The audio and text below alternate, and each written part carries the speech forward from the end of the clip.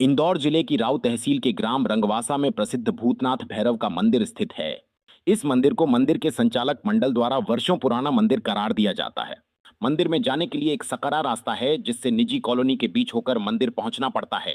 इस मंदिर के एक और रास्ते को लेकर विवाद काफी समय से चला आ रहा है।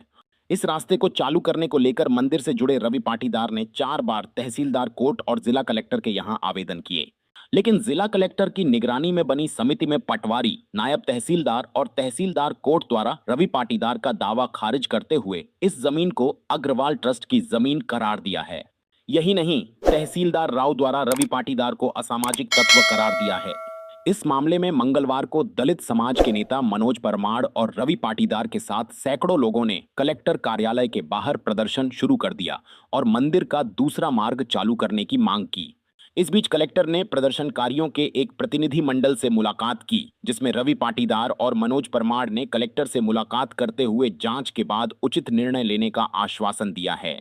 वहीं इस मामले में अग्रवाल ट्रस्ट की ओर से ट्रस्टी संजय अग्रवाल ने भी अपने वकीलों के माध्यम से समस्त दस्तावेज कलेक्टर शिवम वर्मा के सामने पेश किया और घटना की सत्यता बताई। वकीलों का दावा है कि यह जमीन अग्रवाल ट्रस्ट की है और शिकायतकर्ता रवि पाटीदार द्वारा 4 बार अलग अलग जगह शिकायत की गई है और हर बार शिकायत गलत पाई गई है। वहीं ट्रस्ट द्वारा जमीन के डायवर्शन और टाउन एंड कंट्री प्लानिंग की कॉपी भी प्रस्तुत की गई है, जिसमें उन्होंने बताया है कि यह मंदिर पुरातन कालीन नहीं बल्कि 2001 में ट्रस्ट द्वारा जमीन खरीदने के अगले साल 2002 में बनाया गया है, जबकि मंदिर के लिए कॉलोनी से आने का रास्ता दिया गया है और मंदिर में नियुक्त पुजारी और सेवादारों के साथ रवि पाटीदार और उनके साथी मारपीट करते रहते हैं।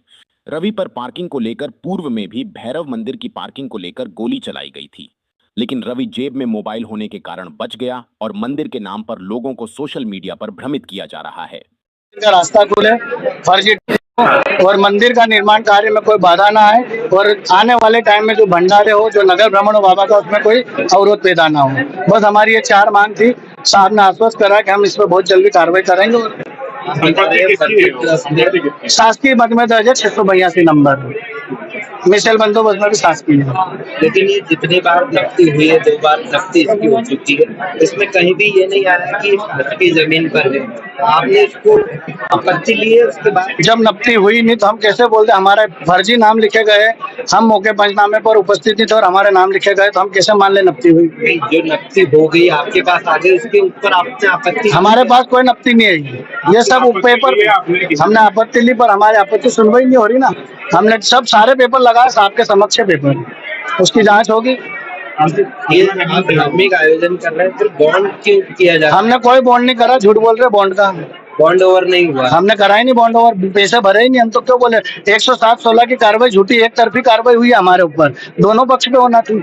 और अगर मंदिर पे भंडारे हो रहे हैं, पूजा हो रही है, तो ये न्यूसेंस फैलाना कौन सा हो गया? ये न्यूसेंस फैलाना थोड़ी बोलते हैं। तो मैं बॉन्ड ओवर किस चीज का करूंगा? अच्छा, आपने नफ्ती की मांग की है क्योंकि आप ये बोल रहे हैं कि शासकीय जमीन पर, हाँ, तो इसको लेकर मांग की है आपने कलेक्टर? हाँ, कलेक्टर साहब से हमने मांग की नफ्ती के लिए। कलेक्टर साहब ने बोला है कराने का। हाँ, क्योंकि नफ्ती होगी तभी ये क्लियर होगा कि शासकीय है। बिल्कुल। ट्रस्ट का फर्जी बता रहे हैं। हाँ, रजिस्टर्ड नहीं है। ट्रस्ट उनने रजिस्टर्ड कराया 654 नंबर में, जो कि उसका प्राइवेट खसरा है, और 682 में मंदिर है। 654 की टीएनसी 2006 में हुई थी, उस टीएनसी में मंदिर कहीं भी नहीं है, और 2025 में मंदिर कैसे आ गया? आप मेरी बात पे ध्यान दो, वर्ड जो मैंने बोले वो देखो, आप क्या बोल रहा हूँ। 2006 में टीएनसी हुई थी और 2025 में ट्रस्ट कैसे बन गया? 654/2 बन गया। यहाँ पर आए थे, ज्ञापन भी आपने दिया है, किस विषय को लेकर आए थे, क्या कुछ मांग? हमारे इंदौर जिले में राव रंगवासा में बाबा भूतनाथ का शिव जी के स्वरूप के रूप में आदिकाल से एक स्थान है जिसकी बहुत मान्यता है। हमारे हजारों लाखों धर्मावलंबी हिंदू समाज के लोग वहाँ पर दर्शन पूजन करने जाते हैं, साधना आराधना करते हैं, किंतु वहाँ पर रहने वाले अन्य भूमाफिया जो संजय अग्रवाल है, उनके द्वारा वहाँ पर अवैध रूप से अतिक्रमण कर लिया गया। उन्होंने रास्ते को रोक दिया, जिससे कि भक्तों के दर्शन में, आवाजाही में जो है दिक्कत आ रही है, और कहीं ना कहीं किसी न किसी प्रकार से न्यूसेंस विवाद की स्थिति बनी हुई है।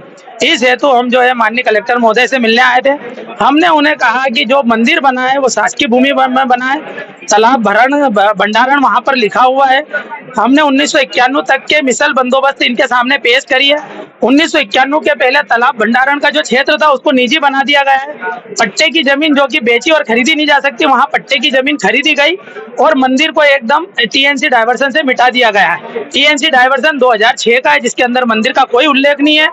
नया मंदिर का उल्लेख उन्होंने अगर डाला है तो वो 654 में डाला है, जबकि 654 में मंदिर नहीं है, 682 में मंदिर है। और खसरा नंबर 682 का पुनः सीमांकन किया जाए और मंदिर समिति के उपस्थिति में किया जाए, ऐसा आग्रह, ऐसा निवेदन, ऐसी प्रार्थना हमने माननीय कलेक्टर से की है।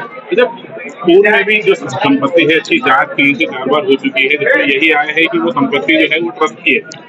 जो निजी ट्रस्ट बनाया है उनके द्वारा वो 25 आरे में बनाया गया है, न कि पूरी जमीन पे बनाया गया, तो वह फर्जी ट्रस्ट है। कृपया उसकी जानकारी ली जाए और उसको जांच के घेरे में लिया जाए और उसे निरस्त किया जाए। इस बात का भी हमने आवेदन दिया गया है यहाँ पर, क्योंकि मंदिर का निर्माण स्थानीय भक्तों के द्वारा बनाया गया है, न कि संजय अग्रवाल के द्वारा बनाया गया है। यदि उनकी श्रद्धा इस मंदिर के प्रति होती तो वह स्वतः हमारे हिंदू समाज में दान का महत्व है, त्याग का महत्व है, समर्पण का महत्व है।